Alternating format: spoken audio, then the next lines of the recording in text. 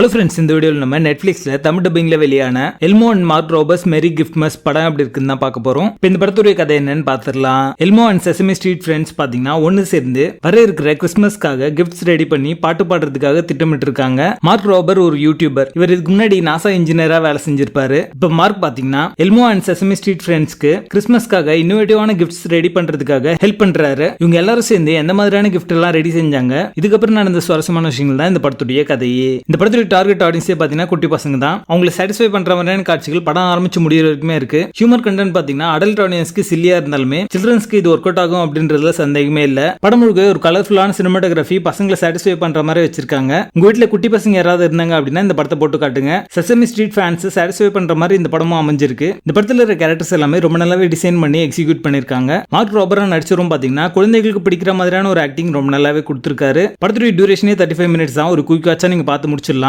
படத்துடைய பேசிங் ஆவரேஜா இருக்கும். மொத்தத்துல இது ஒரு ஒன் டைம் வாட்சபிள் சில்ட்ரன் மூவியா வந்திருக்கு. இந்த படத்தை நீங்க ஃபேமிலியோட பார்த்து என்ஜாய் பண்ணலாம். எல்மோ அண்ட் மார்க் ரோபர்ஸ் மெரி கிஃப்ட்மஸ் படத்துக்கு எங்களோட ரேட்டிங் 5 out of 10.